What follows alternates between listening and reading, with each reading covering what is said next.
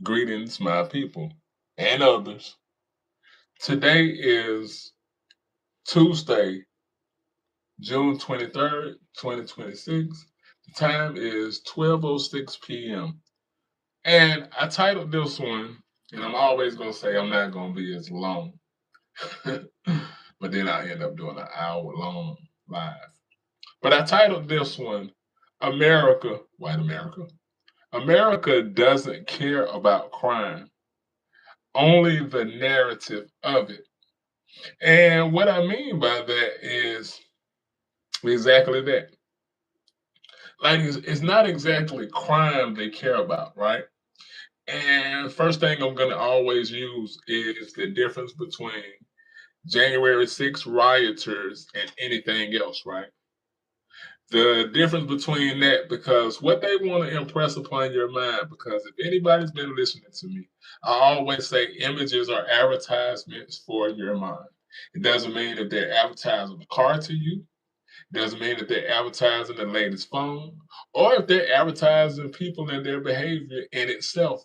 The image that they gives you is the advertisement of what that is, right? No matter how it goes. No matter how it goes. So if they want to impress something upon you, they're going to show you over amounts of it. Over amounts of it. So they're going to flood the news with quote unquote black crime.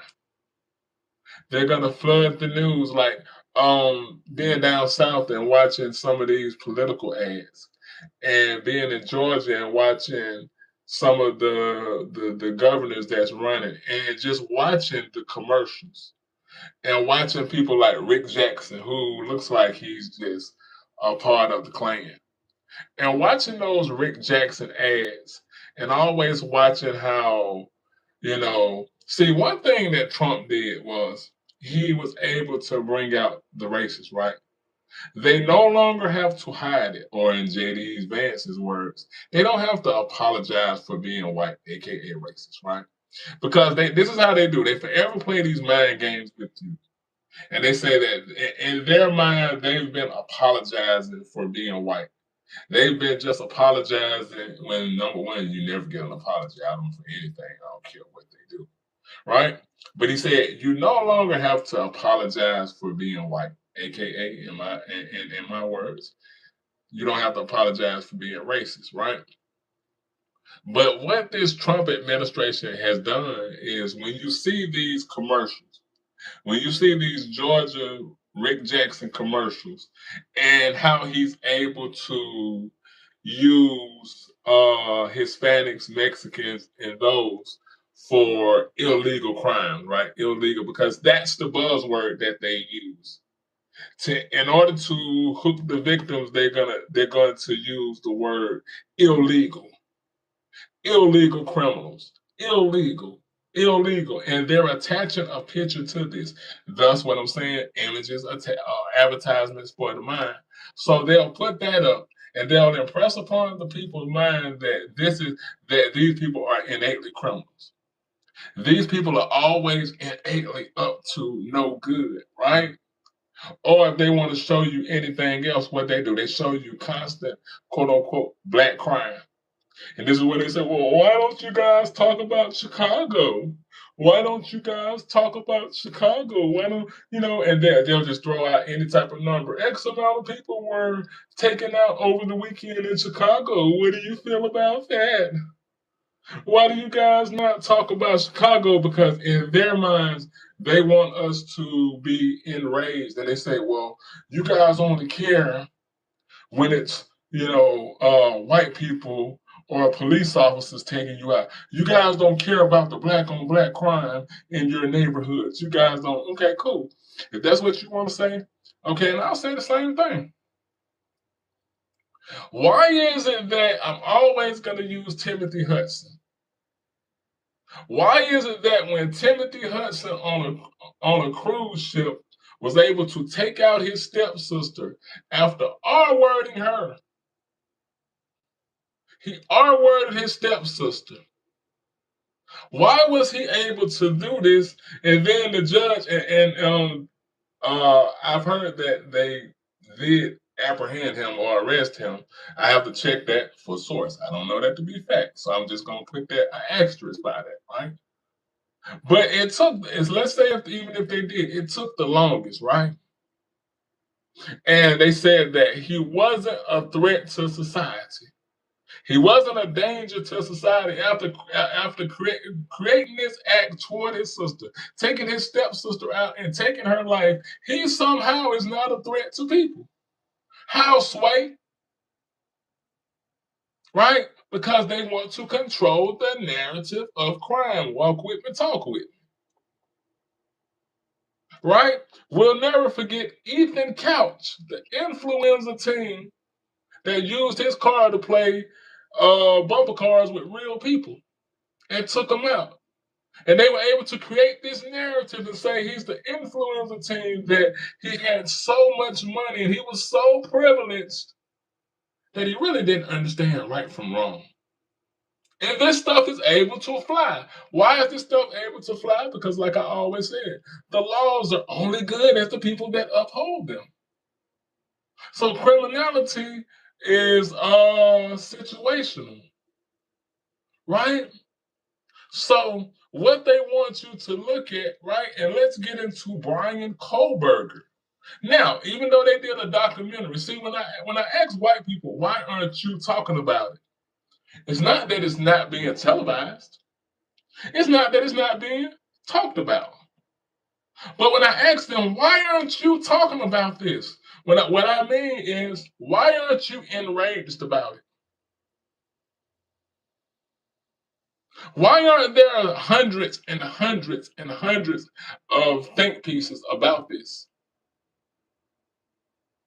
Why isn't Brian Kohlberger being called an animal, a thug, a savage?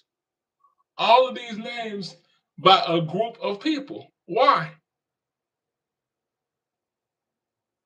See, when I say why you talk about it, see the reason, like, and look at how they were able to shape a narrative and talk about Carmelo Anthony, right? And it becomes, oh, that's how those people are.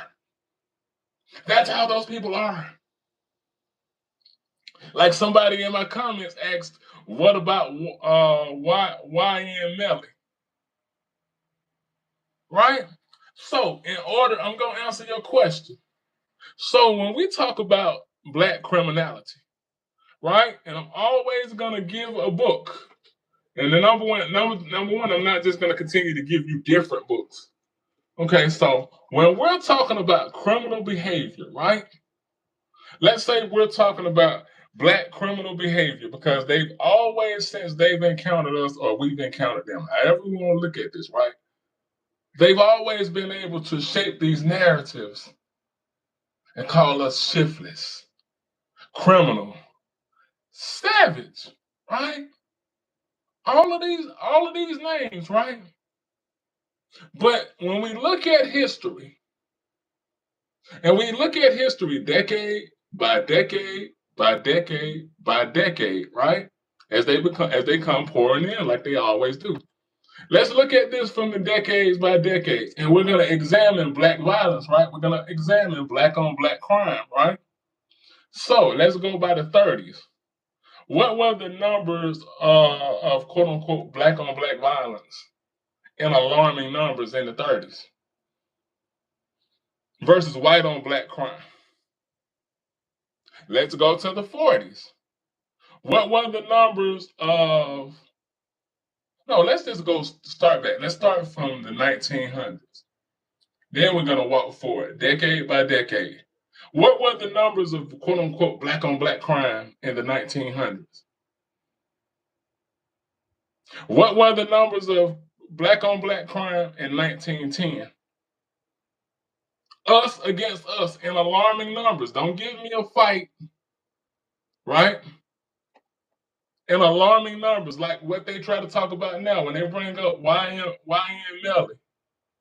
When they bring up anybody now in 2026, right? What were the numbers in 1920 of black on black crime in alarming numbers?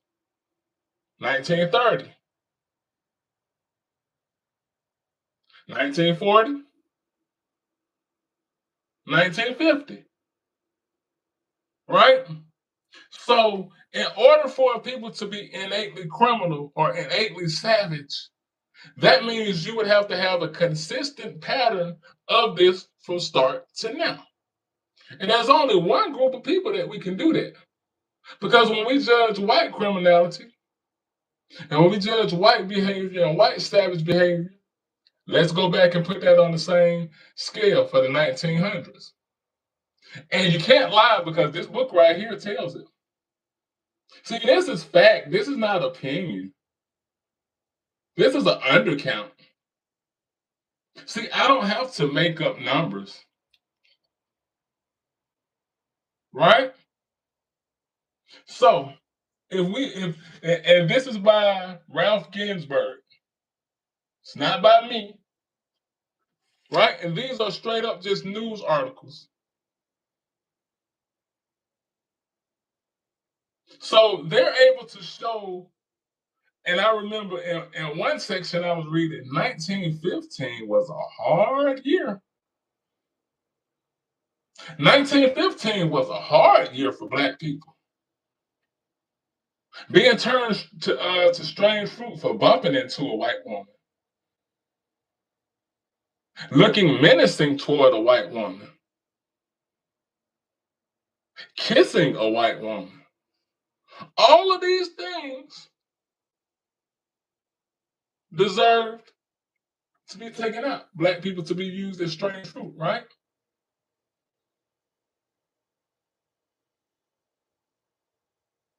See, and that's what I said, they want to, but when you look at Brian Koberger,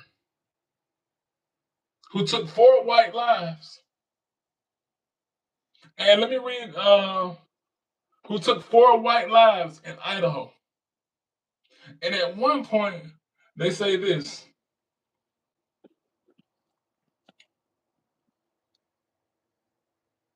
Hold on, let me move it out so I can see. The autopsy report stated that 3 of the victims, Guncollif, Megan, and Chaplin, were taken out as they lay in bed, suffering fatal injuries, because they were even able to get to their feet. People previously reported that Kernode was not asleep at the time of the attack and fought a brutal battle against her unaliver, as he stabbed her 67 times. 67 times. Right? Koberger's used a knife against someone 67 times. So do you know the amount of rage and psychopathic behavior? There was a TV series, I think it was called, what was it called? It was called Mind something, Mind Hunter or something. And in one series, they talked about the Manson family, Charles Manson.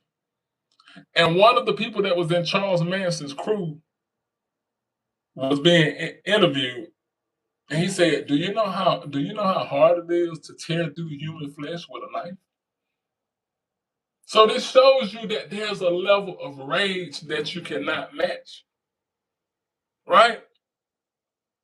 And like I said, I never pay attention to the comments till later on in my video, because they're always filled with the same thing every day. Do you have a job? Why aren't you at your job? If you got a job, why are you in my comments? Same thing. Because they never want to hear about themselves. Because like I said, they're not interested in crime. They only want to control the narrative. See, what they're upset about is because Carmelo wasn't the victim. That's why they're pissed off. It was even crazy, like when Charlie Kirk caught his, and you had these crazy white boys, white men fight back, because they constantly have to work themselves in that same rage, right? White men fight back as they're marching. And it's like, fight back against who? Yourselves? because they constantly have to look for a problem. These people are never at rest. White men fight black, white men, because that comes from the Great Replacement theory. And as you look up research and you look up videos and you look up them talking about this Great Replacement theory, they're living in a constant state of paranoia that somebody wants to take something from them, that the country is not being taken away from them. That's why America played the Trump card, right?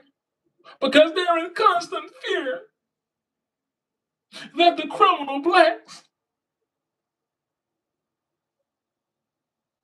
But why aren't you guys? Why weren't people saying, like Jake Lang said, that Carmelo Anthony should have been strange fruit? I asked this question every live, and they're never able to answer. Matter of fact, I had a MAGA hat on yesterday, and I kept asking her, how does she feel about child pedo? She never would answer that question. Never. How do you feel about kids being harmed? She never would answer that question. She answered everything else I talked about. You know where she wanted to push the narrative? She wanted to talk about black abortion rates. Because, like I said, they only want to control the narrative. They want to talk about what they want to talk about. That's why they'll get in your comments and start talking about everything else. Because their intelligence level is just stereotypes. They only have stereotypes and what their ancestors and their great grandparents and their great grandparents have told them about black people, have told them about Hispanics, but never told them about themselves. Never told them about zoophilia and how they take their frustrations out on animals. There's a documentary on here called on YouTube called Animal Lovers. And it's crazy. It's crazy because they had this one couple, and she said that they met on this Zoophile website, right? And on the Zoophile website, like she said, they met, and as he came on his first date, she took him down to her barn to introduce her to her animals. Can't make this up. She's saying it. One thing I would never do behind this microphone or period is make up anything against white people, because I don't have an ultimate agenda against them. Right? So I will never make up anything. And if anything I'm speaking about, if I say I'm not sure, I'll say I'm not sure. Don't quote me on it. Because we have to have intellectual integrity, right? But so to continue on with her, she said, I wanted to introduce him. Hang on, let me put this on silent. I wanted to introduce him to my animals, but I was afraid. I was afraid that he would judge me for my behavior. And it's like, and I'm looking like, well, shit, what behavior? This is the first time I've seen the documentary. I'm like, shit, well, what behavior is this? And she talks about that she has a miniature stallion horse. And you cannot make this up. And she talks about how she says, she's talking to the horse. And she says, next thing you know, my pants are down and she's blowing the horse. She's like, I can't resist. Right? So we have to examine their mental state. But they never want you to do that. You have Dookie Dunny that walks around talking about Trump derangement syndrome. People have Trump derangement syndrome. People have Trump derangement syndrome. And he has a Biden derangement syndrome. Right? But they constantly want you to look at this level of criminality. They want to be able to shape things like they was able to shape the Lincoln Riley Act for the young lady that was taken out. And I think he was like Hispanic. Because what they want to impress upon your mind. What did I say in the beginning of this live? Images or advertisements for your what? For your mind. This is why they spend billions of dollars at the Super Bowl for ads, advertisements. Because they know for at least for that one day, they're going to have a lot of people, millions and millions and millions and millions of people's attention. So if they want to sell Tostitos, if they want to sell Doritos, if they want to sell cars, cell phones, whatever image they want to put into your mind, they will do so. Right? They will do so. But what happens when they use that same advertising method to criminalize the people? Right? To tell you those untrustworthy blacks. They're able to tell you black people steal. And they've stolen countries. Hell, they've stolen people. But it's not about proof with them.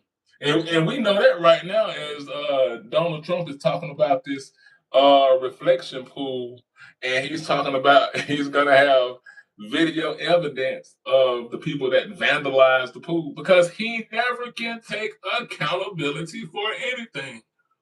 So what happens when your commander in chief, your top dog, your leader never takes accountability? It's always somebody else's fault. Everything he touches turns to trash anyway. Right? But again, it's the projecting narcissistic personality. Because what would they say? Like, what are some of the narratives? Like I'm sure you white folks in my comments, what are some of the narratives that you grew up hearing about black people? Because you're saying them in my comments. So for Jeff Metcalf to get up there and say, watermelon felon, you don't even know who your dad is. You're too stupid to fill out the form. All of these things. And no, he don't get a pass because he's grieving. Because the moment I'm grieving about something and I come out and I let out, they're gonna say, you don't have the right to say that. You made white people feel bad. It's situational. It's constantly situational. And they will say they will put that on us about watermelon as if white people don't eat watermelon. But it doesn't have to be true as long as it can stick. We say white fatigue, they go out there and say black fatigue. And they will come into my live, like I said, no matter what streaming platform I'm on, no matter what I'm on, no matter what site I'm on, they will always come into my site and tell me how tired they are.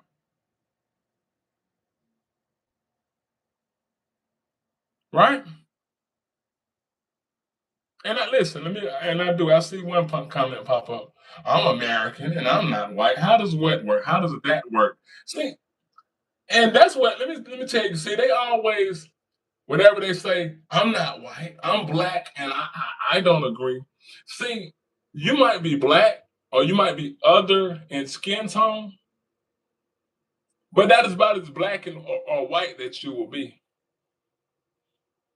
Because once you become westernized or once you become Americanized, whatever America tells you goes.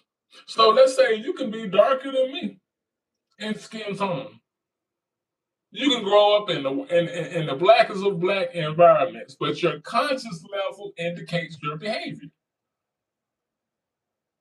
Right? So people getting up here or people will be in my comments, and 9 times out of 10, there are some black people that will say, I'm black and I agree with this. But a lot of times those are bots. A lot of times bots will get in my comments. Bots will get in my comments and they will pretend to be, and that's another thing that you know to disturb people. See, what we have to do is learn their behavior. We have to learn the Americanized or the westernized behavior, right?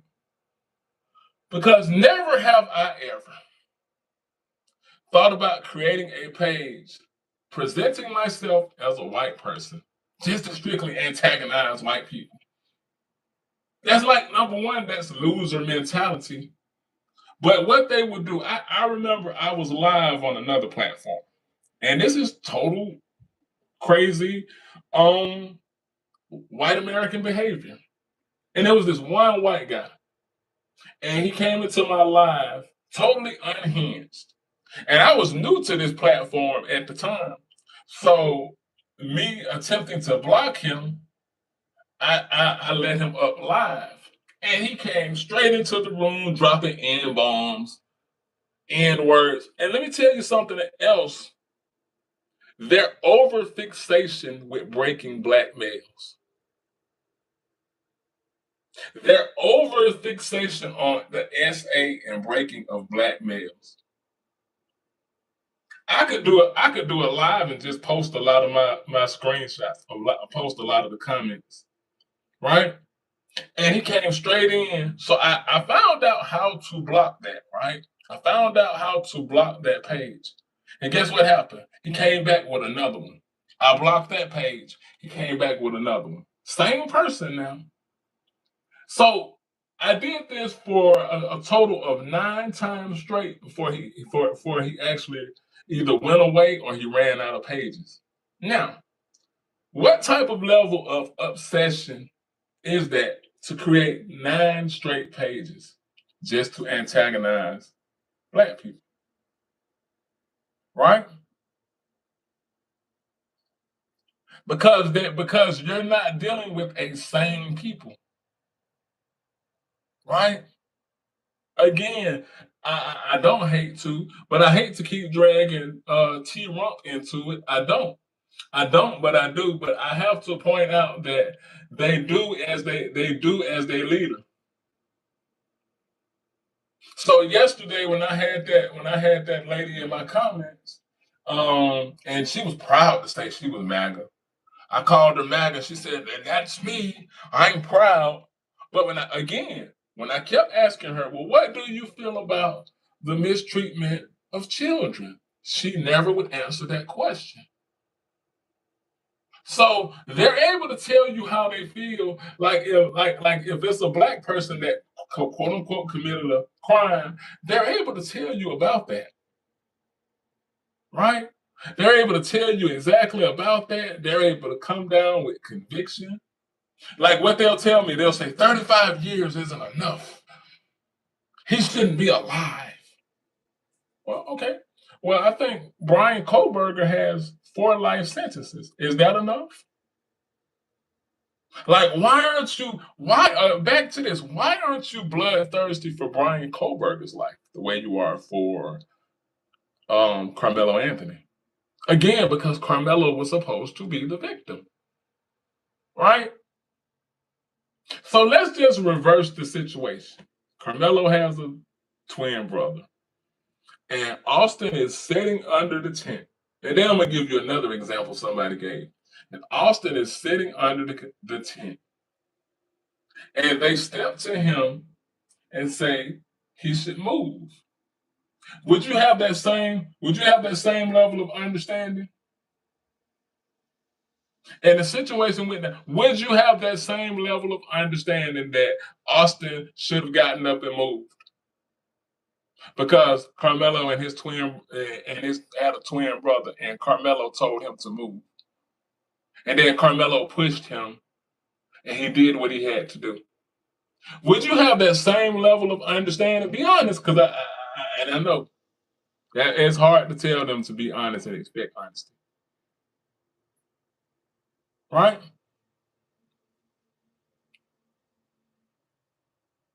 Would the narrative change?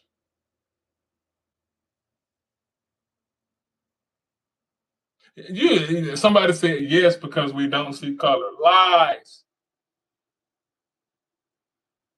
You see color. You see color every day when you talk about border patrol. Every day you get into my lives and say Donald Trump keeping the border safe. You see color.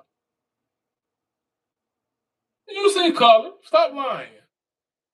See, that's a tone deaf statement when you say you don't see color. You see color.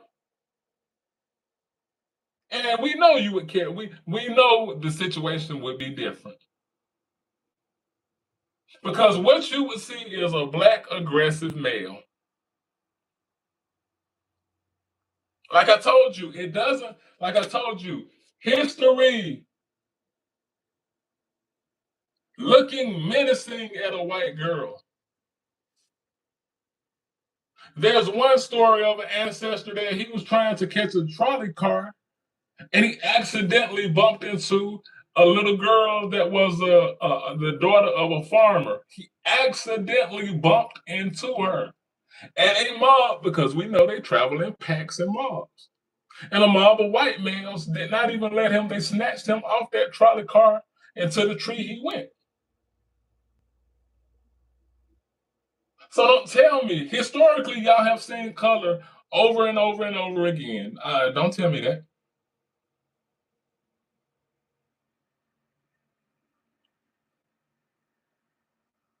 You see color. That's why your views are situational. And then, so I said I would give you another example. So a sister said something, and it made so much sense because it was true.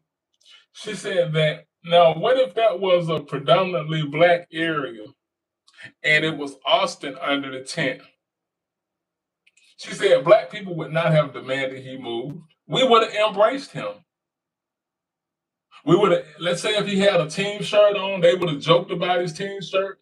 They would have made him feel welcome.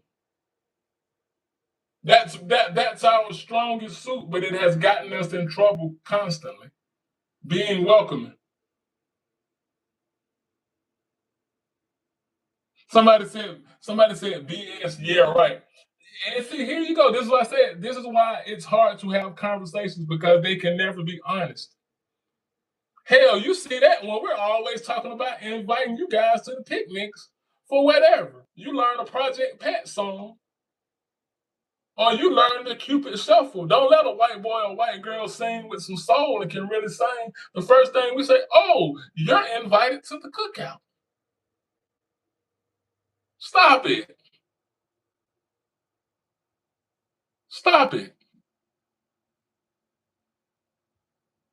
You guys come straight to my live, and like I said, I love it because what you do, you help push me out. But you come straight in to just straight up sit here and just go off in my comments and just lie. Half of the time, I don't even read y'all comments because it's gonna be the same thing it was yesterday, and it's gonna be the same thing it was the day before, and it's gonna be the same comments tomorrow. The same. You guys' wording never change.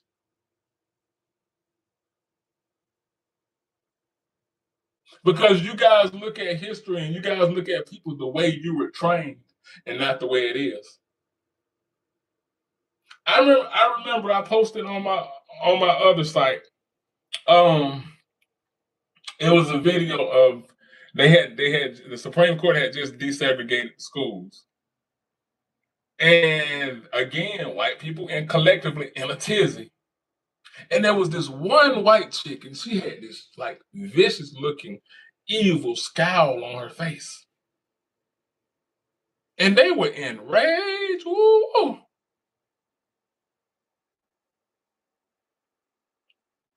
So don't tell me what you see and what you don't. Right? So we even talk about Ruby Bridges.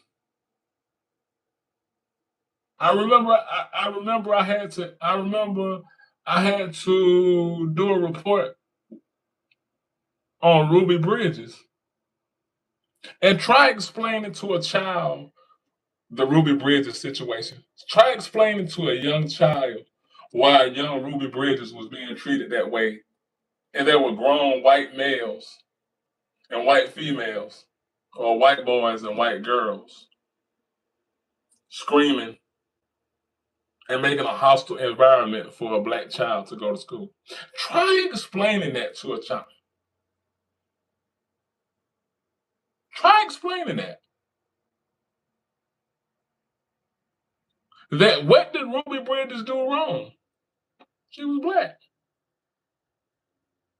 But they will delete that. They will not talk about it, or they're going to put it in their brains, and somehow when it comes out, it's going to be computed to something that fits their mindset or fits their crazy narrative. Because what is the thing about the topic? They don't care about criminality. They only care about controlling the narrative of it.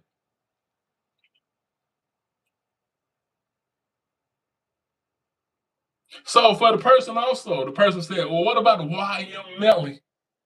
Again, now notice I gave you guys the early breakdown of the 1900s. So you could not prove overwhelming black genocide in 1902 at the hands of black people.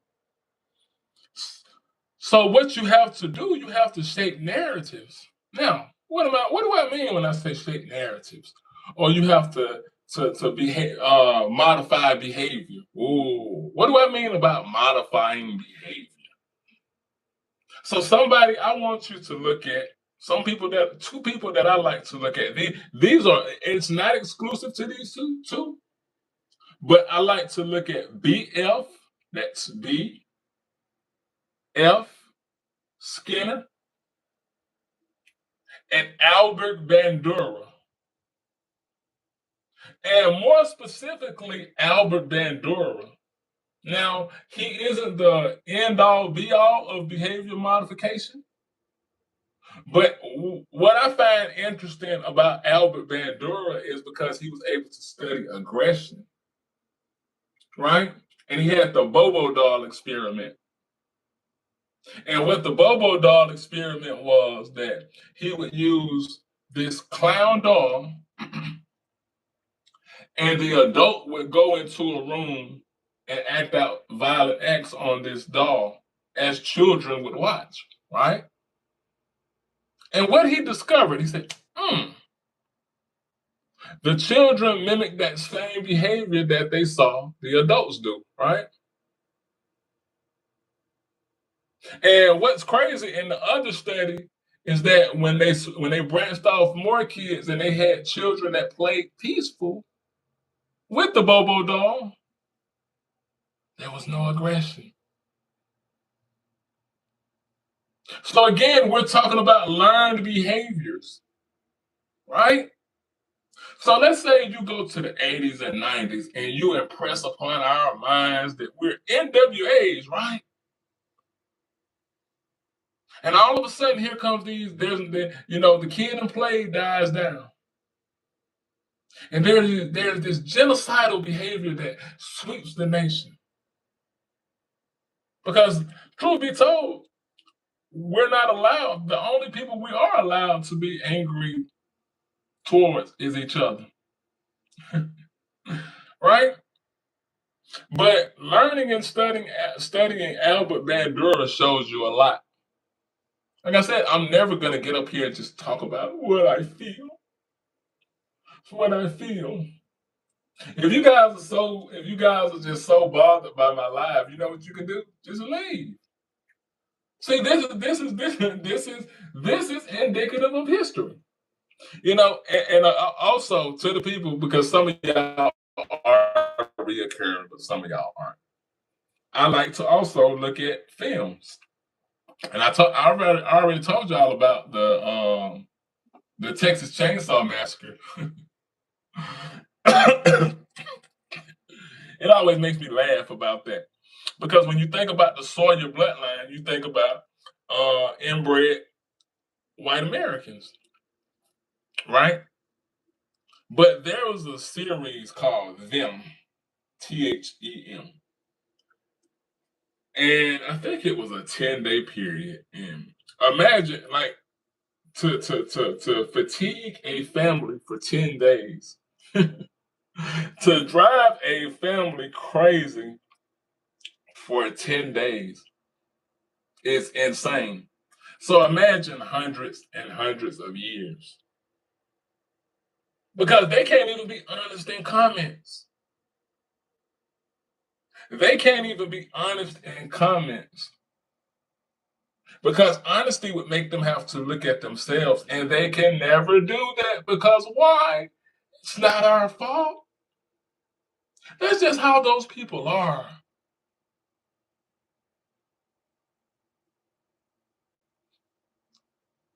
That's just how those people are. I told y'all medical apartheid, that just shows you how they're able to medically pathologize and clear their insanity. Right? And they come here to my live every day just to do the same thing. You know what? There's probably a David Duke Jr. I make myself laugh sometimes. But there's probably a David Duke Jr. or somebody that's aspiring to be the next Charlie Kirk that's going off and giving the same message in reverse. And I can't even say the same message because I'm not talking about hurting white people. I've never got up here and talked about hurting white people. Nope. So there's probably a white boy right now that wants to be the next Charlie Kirk. And he's talking about white supremacy. And he's talking about his nation. And he's talking about, all of these things. And I guarantee you, there's not a bunch of overwhelming number of black people in his comments antagonizing him or saying things to him. Guarantee you. I guarantee you. Because you know why? We don't waste time bothering them. It's always the nosy Karens. Hey, what are you doing? Do you live here? And they're crazy. You know if people will stand in front of your vehicle and won't allow you to leave, or stand in front of the door and block the door, because they have that Austin mindset. You know who failed Austin? It wasn't Austin Metcalf's fault. That was a young man. That was a young man who was victim to what his father taught him at the dinner table. Austin Metcalf, Hunter Metcalf are young males. They're trained. I told you about the Bobo doll experiment. And we see Jeff is not a classy dude. So they teach superiority at their dinner table. That's why he felt emboldened. His father failed him.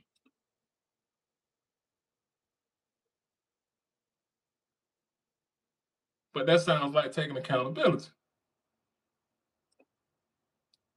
They're young kids. But you know who don't get the benefit of the doubt of being a young kid? Carmelo.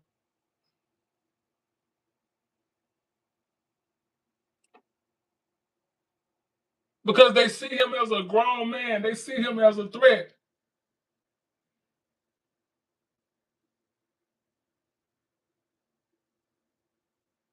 Right?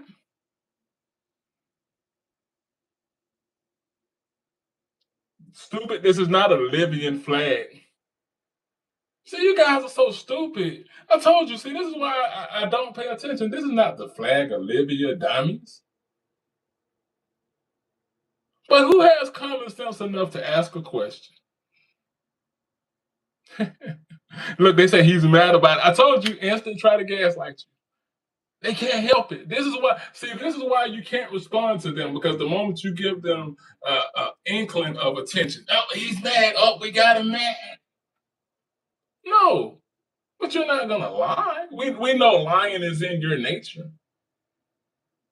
You know what they remind me of? They remind me of those bozos that when you're talking about something, and say if your smoke alarm is going off, and because they don't like what you're saying, guess what they focus on? The smoke alarm. Oh, fix that smoke alarm back there. I remember I was talking about LeBron James, and his fans didn't like what I was saying about him. And all they could do was focus on my the smoke alarm. And guess what? The funny part was I was at the gym. I was I was at the gym in the complex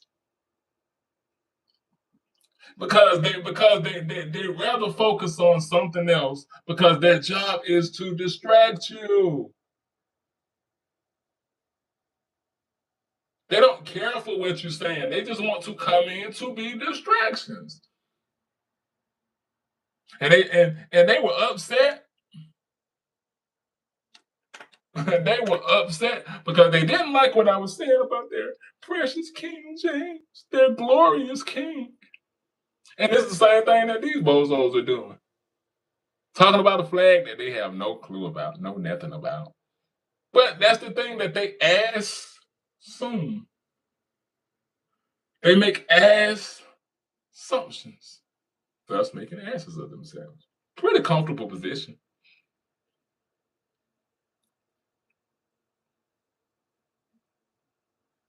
Because most of them, another movie, and I was young when I watched this movie. It was called American History X. And it had Ed Norton Jr. and Edward Furlong. And what's interesting about that movie is when Ed Norton understands that he's been programmed with BS the whole time. The whole time he was programmed with BS. Right? So I wouldn't spend time trying to, you can't deprogram a racist. Right? Because it's in them. You can't deprogram these people.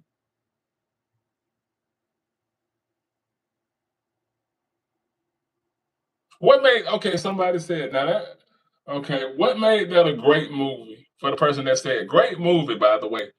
What made that a great movie to you? What's the last name? Jenkins? What made that, why was that a great movie for you?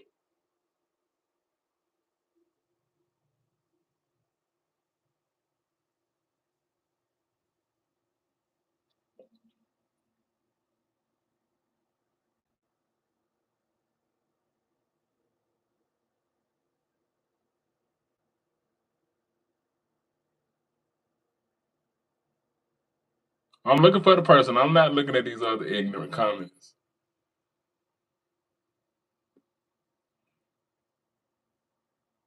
Okay, somebody said, as you said, he was able to recognize he was being indoctrinated into lies, turned himself around and tried to do the same thing. For that was actually his brother. Danny was actually his brother, but I agree with your point. Uh, Edward Furlong was actually his little brother. And excellent point. See, I see when I see common sense comments, I respond to them. Right? And as he pointed out, by the time he tried to do the same thing for his little brother, but it was too late. And that's what happens. Oh no, it's cool. See, that's what we do. I can't see your first name, Jenkins.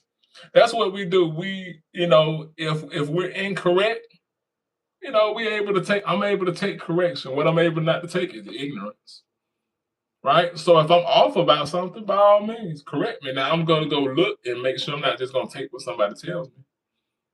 But if I know it to be true what they just corrected me on, yeah, you take. But again, what does that show? Intellectual integrity. Something that a lot of these yo-yos that don't have in my comments. I see your comments that you made about my flag. I see it. Right. And the thing about that movie, he realized, like, damn, I was had this whole time. Damn, I was wrong. Damn, I spread this to my family. I was hell on my mother. I remember the infamous dinner table. I told you. See, the thing about that movie, American History X, the talks at the dinner table. And remember, It comes from their fathers. That's why I said the Metcalf dad failed Austin and Hunter. He cost Austin his life because of the ignorant indoctrination. Just like American History X. But notice it was the father in American History X as they were sitting around the dinner table. Right? No proof as to why they don't like black people. But because their dad told them or their mother told them. And why does she feel that way? Because her parents told them. And why do they feel that way? Because their parents told them. It's a cycle. Right? I guarantee you a lot of these ignorants in my comments, they're the same people that grew up hearing the dumbest stuff at their dinner table. So that's why Trump can say he has evidence or he will have evidence of the people that and I can't even say it without laughing, of the people that vandalized the pool, and he just sits up and he just makes it up as he goes. Because what he knows is that he's speaking to his ignorant masses, or his ignorant, take the M off of masses. Mm-hmm. He's speaking to them, so they're just gonna pick it up and go. They don't need proof. He never has proof. Like the media was saying, the news media was saying, he said this, he made these claims with no proof. He doesn't have to have proof. Yeah, he never has to have friends. You're my friend.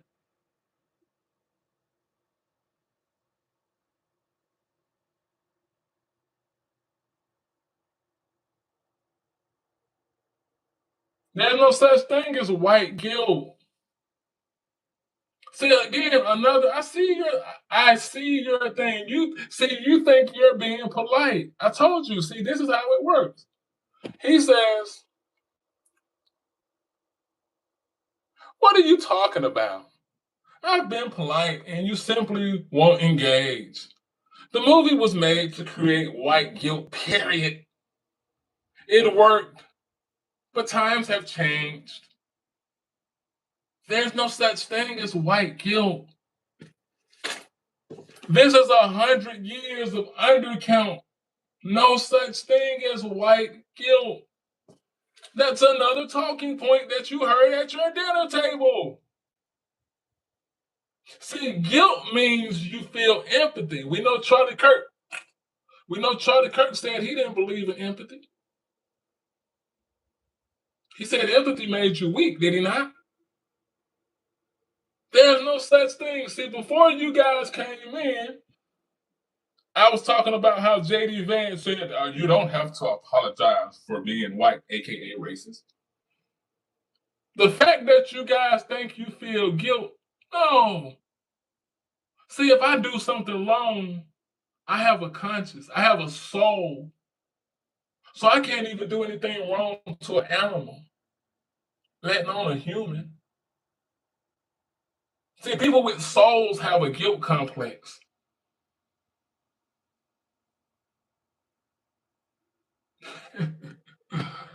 Oh, man. They're dying for your comments. They're dying for you to speak to them and make them feel relevant. But they sit here and they call you names. Again, the white experience.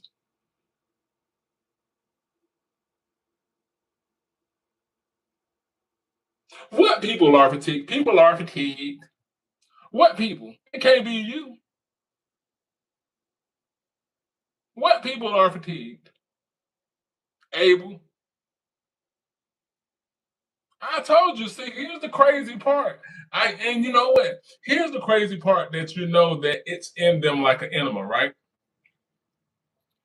The fact that they say the same thing over and over doesn't matter the platform.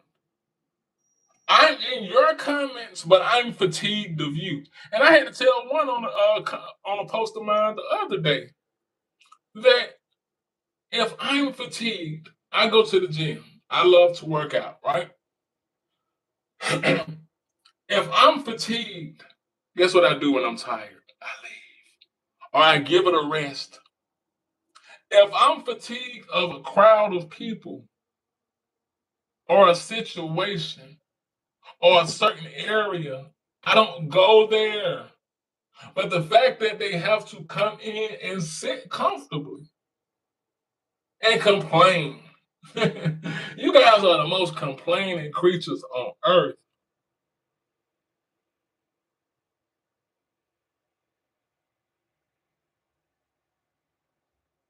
You guys are the most complaining group of creatures. All you do is know how to complain about something. What's making white people unhappy today? Another movie that I enjoyed, but it didn't do so good because of the message that it projected, was the American Society of the Magical Negro. And that was just basically David Allen Greer saying, what is the most dangerous animal on the planet? And I think they were standing in front of like the great white shark or something. And he said, no, wrong. White people. He says, because when white people get upset, bad things happen. So the part that I didn't like about the movie, but it's also true. So this is why Stephen A. Smith tap dances the way he does.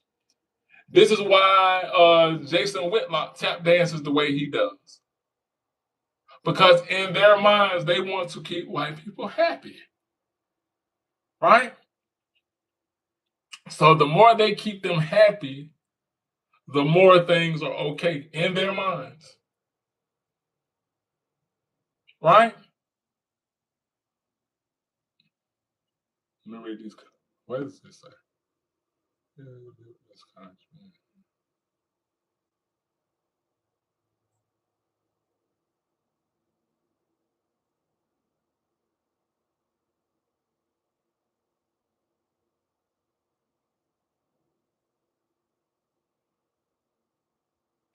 Y'all ain't saying nothing. As usual, whenever I think I'm gonna get, very seldom will I get like a real decent comment, especially from white people.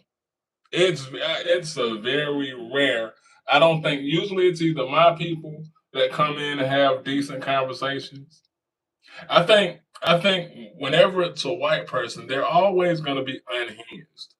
But whenever I engage with them, it's always the one that's going to be unhinged the less, right?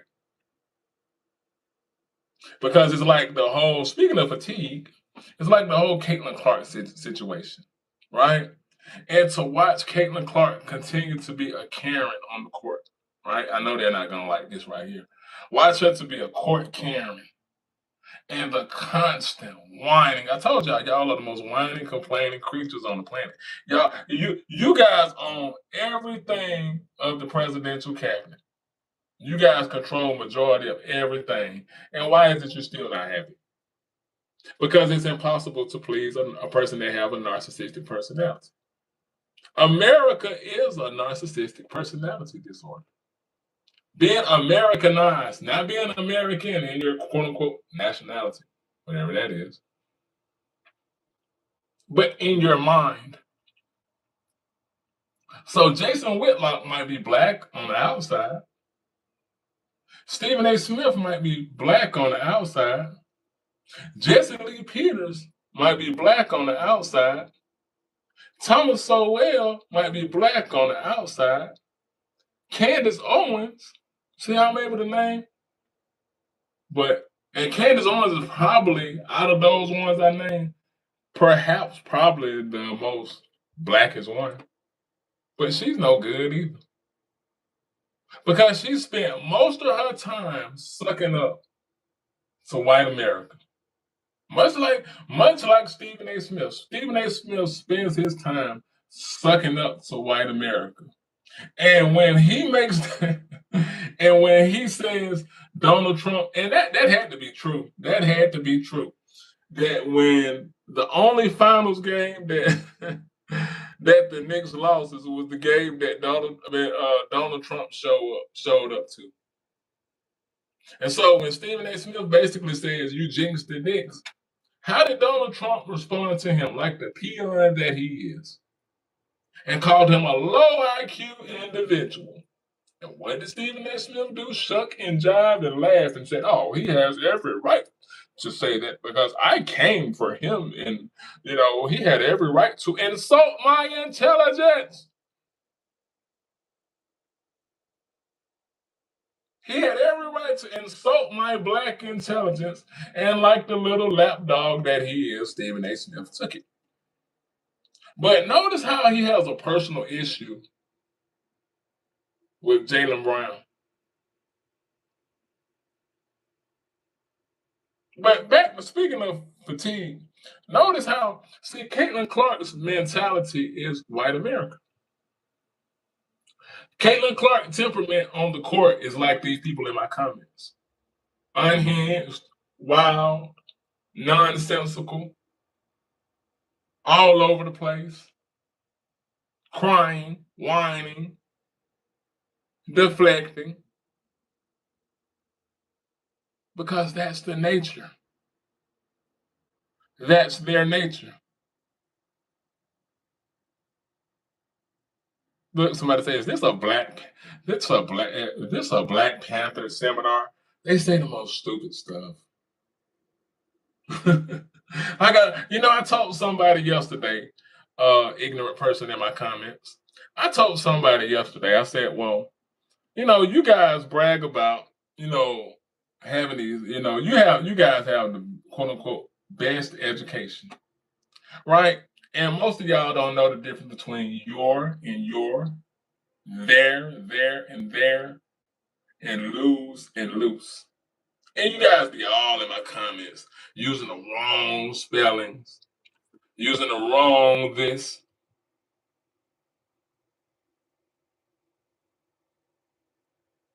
using the wrong this and that.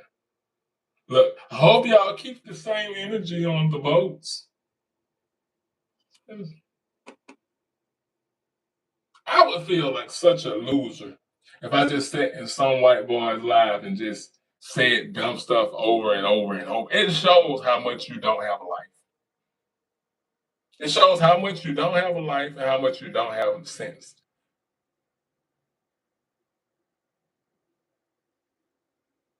You don't have sense. What I told you. Somebody look, see, that's what I always say. Rusty, yeah, his name Rusty.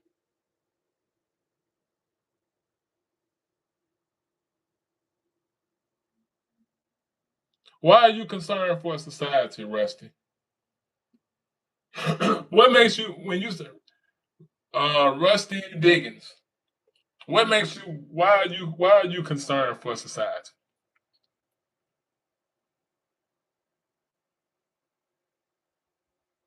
We talking to Rusty. I don't want to talk to the rest of you.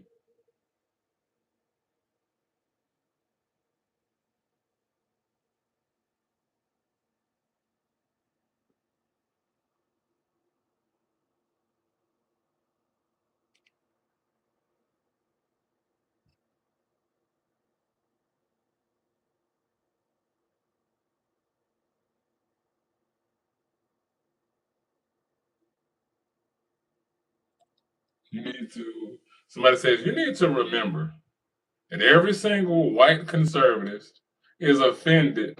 Hold on, another comment. Is offended by literally everything. They are obsessed with being a victim. It's incredible. It's incredibly pathetic. White conservatives.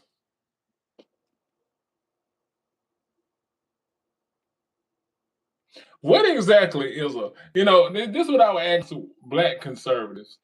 What does a black conservative conserve? What exactly does a black conservative conserve? And what is actually, and see, I know what it is, but what exactly is a white conservative? And like they said, they're obsessed and offended by everything. Even when you agree with them, they'll find a way to be offended.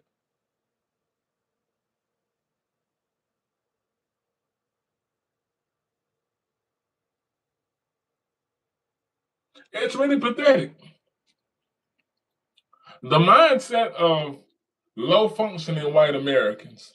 Because there's a percentage of ones that just don't think like you guys.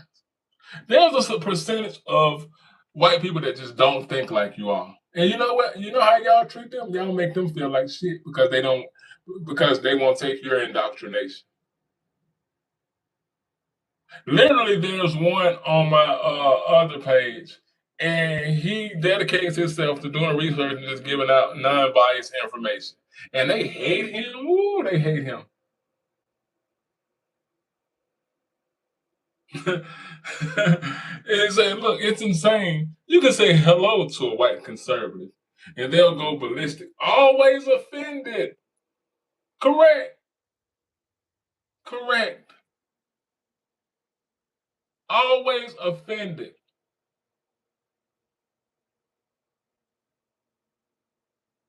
Because they can't keep consistent patterns of decent behavior. It's always something to be upset about. So that's why I said they don't none of these people that's going crazy in my comments actually care about crime. When I brought up Brian Kohlberger and why aren't they outraged? Why won't they demand him to be put down the way they demand Carmelo Anthony? Now, here Kohlberger takes out 4. And what was interesting in a People magazine article, they talked about how he made the women suffer more than the male that he took out. Right? But they don't want to examine that because if they were to examine that, that means they have to examine themselves. You cannot tell me people have sane behavior and behave like this. 9 times out of 10, these people are adults. These people are overly grown adults in my comments.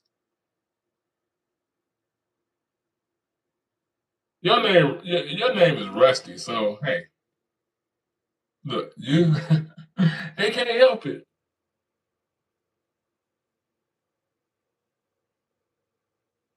They try so hard. Look, to that person that said they're offended by everything. And then here's the thing on top of that. What was his name?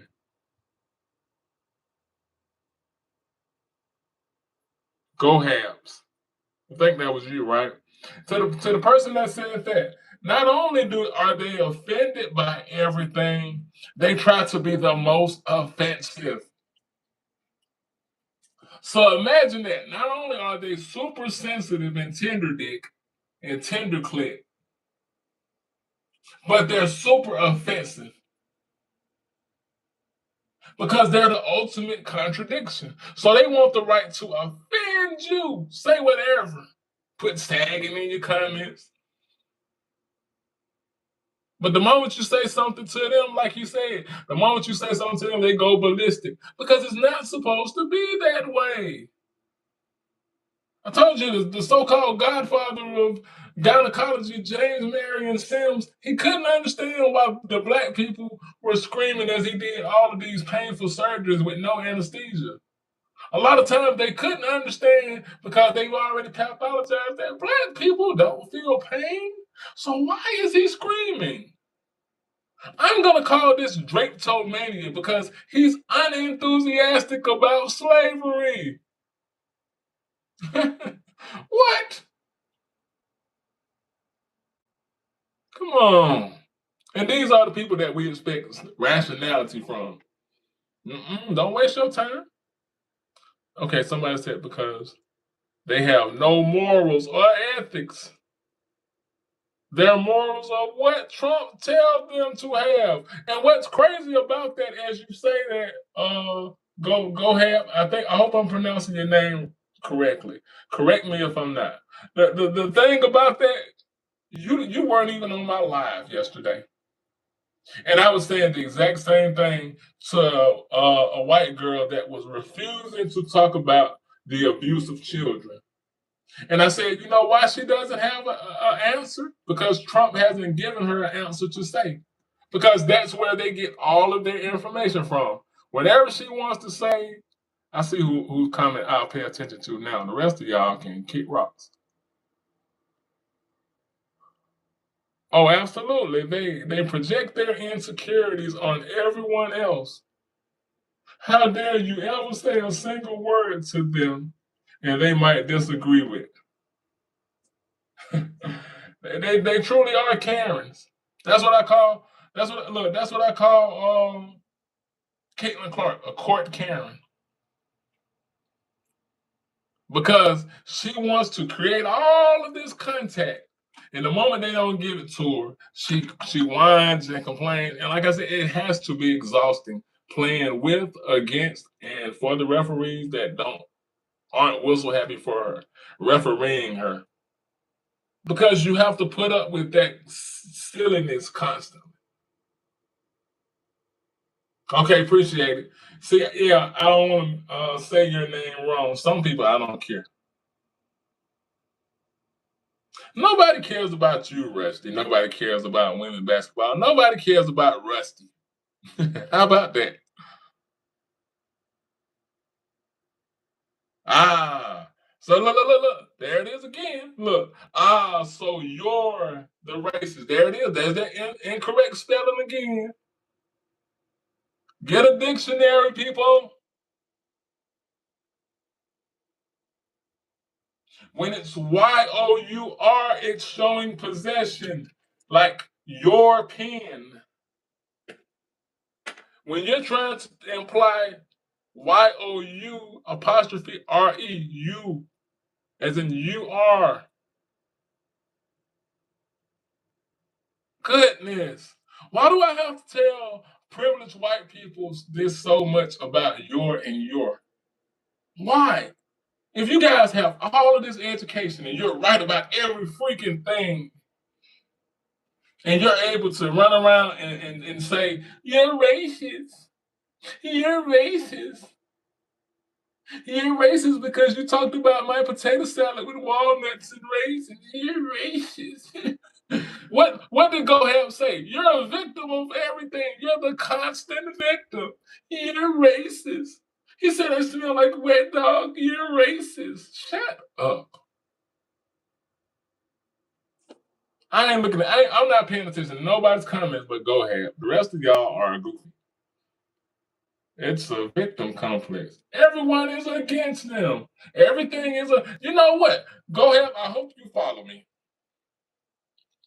Because for you to be saying this and you weren't on my previous lives, and I said that when I talked about how they created this cult-like following. The first thing they do is to create a us versus them.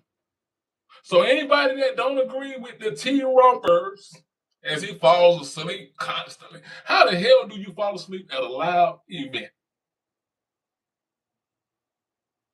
Everything is a conspiracy. The conspiracy against Caitlin Clark.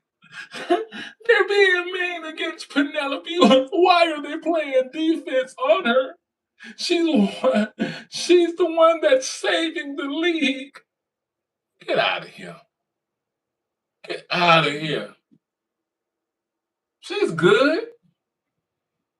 See, the thing is, when you're balanced and you're comfortable within yourself, you don't have a problem with saying she's good. Why are they following her? They're assaulting her.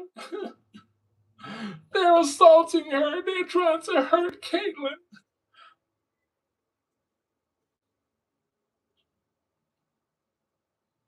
That's what I was saying, though. Go ahead. There, and there. They don't. And guess what? They proved it. They will come in to insult my intelligence. Go ahead. They will come in to insult my intelligence, and as they're trying to insult my intelligence, they have misspelled words, incorrect word usage, because they don't think. Their logic is violence, insults, projection, constantly being a victim, like you said, constantly creating a narrative that what was I talking? I was saying this too earlier. I don't know if you was here, Go ahead, when I was talking about which was it? The Great Replacement Theory. Check that out. The Great Replacement. You want to laugh at some funny stuff? It's a bunch of tiny tallywhacker white males getting themselves into an outrage. And that was just like when they took out Charlie Kirk. when they took out Charlie Kirk. And those ones, they were like, white men fight back, white men fight back. And again, I have to say again, against who? Yourselves?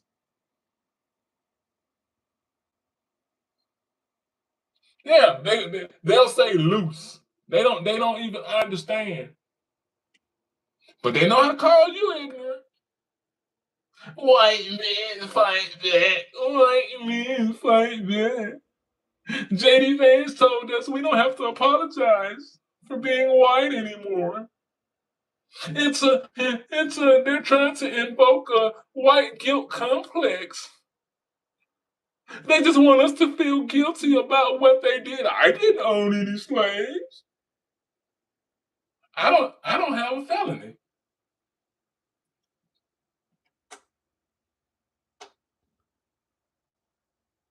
I don't have a felony. Oh, that's my time. Hang on 1 second. Let me fix this. Can y'all hear me? I don't have felonies. But guess what they would do? Project criminality on me. I've never been arrested. But let them tell it. All of us are criminal.